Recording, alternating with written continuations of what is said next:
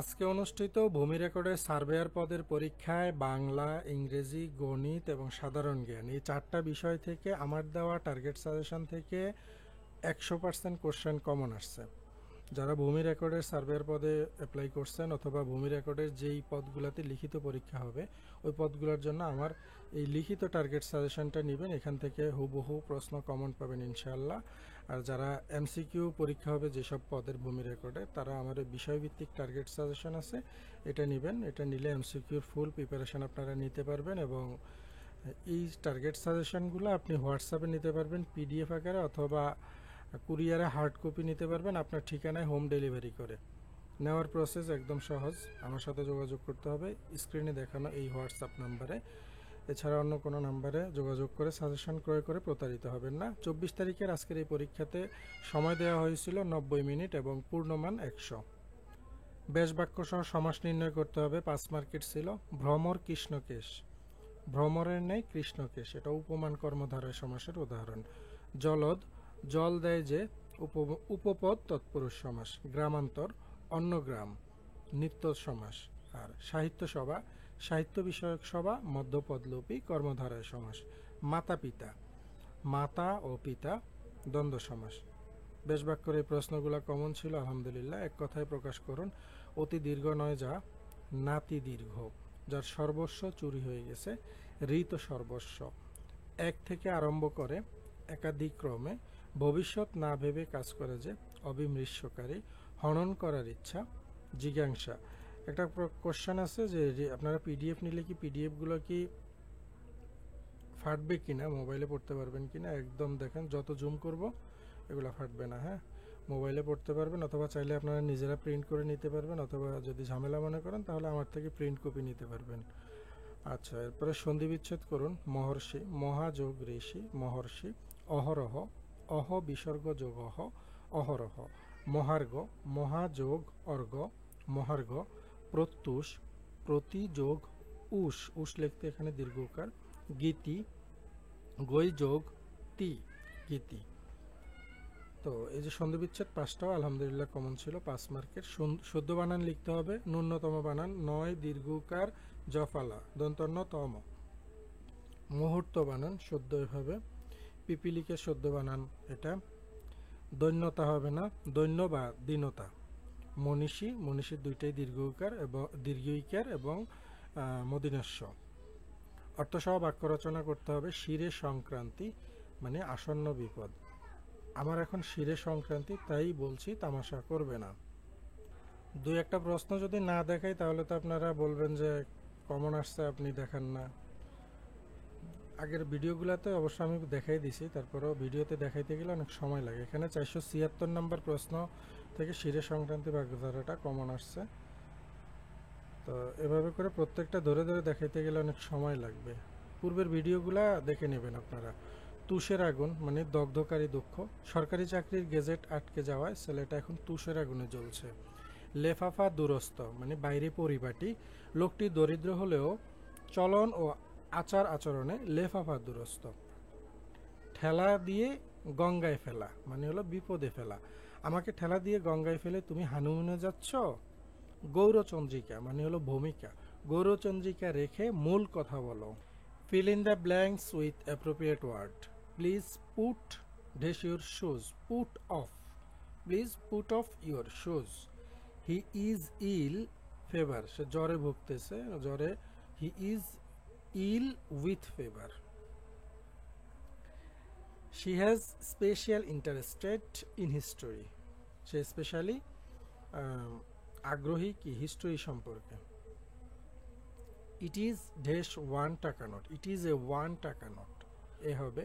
I have invited him for dinner. ডিনারের জন্য আমি তাকে ইনভাইট করেছি বা রাতের খাবারের জন্য। Write the synonym of the following words. Happiness, এটার সিনোনিয়াম সমার্থক শব্দ delight. Fast, quick, expect, hope, vacant, empty, clean, shiny. Opposite ওয়ার্ডগুলো আলহামদুলিল্লাহ কমন ছিল। সরি, অপোজিট ওয়ার্ড না, এটা হলো synonym. Write the correct spelling of the word. Tremendous, TREMENDOUS, tremendous. Umbrella, UMBRELLA, umbrella. Zoology, এরপরে সুপিরিয়র আর ওয়েলকাম। কারেক্ট স্পেলিংগুলো আলহামদুলিল্লাহ কমন ছিল। ট্রান্সলেশন করুন। তার আসার কথা ছিল, হি ওয়াজ সাপোজ টু কাম, যত শীঘ্র তত ভালো, দ্য সুনার দ্য বেটার, সততা সর্বোৎকৃষ্ট পন্থা, honesty is the best policy, পৃথিবী সূর্যের চারদিকে ঘোরে, the earth moves round the sun, তিনি একজন চতুর লোক, he is a clever man. Correct the following sentence, 5 মার্কের। I enjoy to play cricket, এখানে ভার্বের সাথে আইএনজি যুক্ত হবে, I enjoy playing cricket. Would you mind to open the window, এখানেও ভার্বের শেষে আইএনজি যুক্ত হবে, would you mind opening the window. I look forward to see her soon, see ভার্বের শেষে আইএনজি যুক্ত হবে, seeing, I look forward to seeing her soon. He goes to home, he goes to হবে না, to verb বাদ যাবে এখানে, he goes home. She came and asked my book, she came and asked for my book. এরপরে surveyor related subjective question. 5 সাইনে কত foot বা কত ফিট? 1 সাইন সমান হলো 66 ফিট, 5 সাইনে হলো 566, 330 ফুট। 8 সাইনে কত লিঙ্ক? 1 সাইন সমান হলো 100 লিঙ্ক, আর 8 সাইনে 800 লিঙ্ক। 21 মিটার দীর্ঘ এবং 15 মিটার প্রস্থ একটা বাগানের বাহিরে চারদিকে 2 মিটার প্রস্থ একটা পথ আছে। প্রতি বর্গ মিটারে 2 টাকা 75 পয়সা দরে যদি পথটিতে ঘাস লাগাতেও, তাহলে মোট কত টাকা খরচ হবে? এই প্রশ্নটা আমার সাজেশনের মডেল টেস্ট 20 নাম্বার থেকে সরাসরি কমন আসছে। দেখেন, এই যে সেম প্রশ্ন, এখানে আমি মার্ক করেও দিছিলাম যে এই নিয়মে অঙ্ক আসবে। একেবারে নিয়ম কি সরাসরি ওইভাবেই আসছে অঙ্কটা। তো এখানে 21 মিটার আর 15 মিটার নিশ্চয়, হ্যাঁ 21 মিটার আর 15 মিটার। তো এটা আমরা কিভাবে করব দেখেন, প্রথমে রাস্তা সহ বাগানের দৈর্ঘ্য বের করব। এই জন্য দীর্ঘ মানে হলো দৈর্ঘ্য। তো 21 মিটার রাস্তা সহ এটার দৈর্ঘ্য হবে কত? 21 যোগ এখানে 2 ইন্টু 2, এটা কি বলতে পারেন? এই যে এখানে বলছে যে একটা বাগানের চারদিকে 2 মিটার প্রশস্ত একটা পথ আছে। এখন 2 মিটার যদি প্রশস্ত পথ থাকে, তাহলে দৈর্ঘ্যটা রাস্তার এই পাশেও থাকবে, ওই পাশেও থাকবে, দুইটাই তো থাকবে নাকি? এজন্য 2 ইন্টু 2 মানে 4 হবে। ধরেন আরো সহজভাবে যদি বোঝাই, এই যে ধরেন এটা একটা বাগান, হ্যাঁ ঠিক আছে। এখন দৈর্ঘ্য ধরেন এখানেও 2 মিটার দৈর্ঘ্য আছে, আবার এখানেও 2 মিটার দৈর্ঘ্য আছে, আবার এখানেও 2 মিটার প্রস্থ আছে, এই পাশেও কিন্তু 2 মিটার প্রস্থ থাকতে হবে, এটাই নিয়ম। তাহলে আমরা দৈর্ঘ্য গুণ করার সময় কি করব? এটাও ধরবো, এটাও ধরবো, 2 দুগুণে 4, তাহলে 2 দুগুণে 4 আর 21 কত? 25 মিটার। তাহলে রাস্তা সহ বাগানের প্রস্থ এখানে দেওয়া আছে 15 মিটার, এটার সাথে সেম এই দুই পাশের প্রস্থটা আমরা নিয়ে নিব।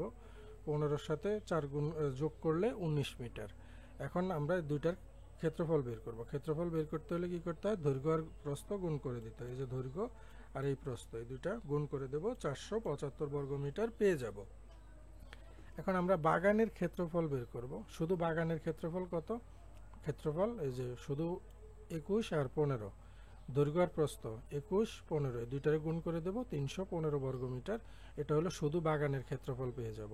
আবার রাস্তা সহ বাগানের ক্ষেত্রফল আমরা পেয়ে গেছি। এখন এই দুইটা থেকে বিয়োগ করব, রাস্তার ক্ষেত্রফল পেয়ে যাব।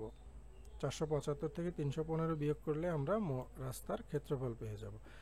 এটা কিন্তু আমাদের প্রশ্নের চায় নাই রাস্তার ক্ষেত্রফল। আমাদের প্রশ্নে চাইছে যে প্রত্যেক বর্গ মিটারে 2 টাকা 75 পয়সা দরে পথটিতে ঘাস লাগাতে মোট কত টাকা খরচ হবে। তো সেটা আমরা কিভাবে বের করব? মোট খরচ হবে, এখানে যে আমরা বিয়োগ করে ক্ষেত্রফলটা পাইছি, মোট ক্ষেত্রফল রাস্তার, সেই ক্ষেত্রফলটারে 2 টাকা 75 পয়সা দিয়ে গুণ করে দেব, তাহলে 440 টাকা পাবো। আর এটাই হলো আমাদের এই প্রশ্নের উত্তর। এখন এভাবে সরাসরি যদি সাজেশন থেকে দেখাই, এরপরও যাদের বিশ্বাস না হয় তাদের জন্য আমার সাজেশন না। এরপরে উৎপাদকের বিশ্লেষণ, 9a² - 6ab + b² - c²। এটা উৎপাদক করতে হবে।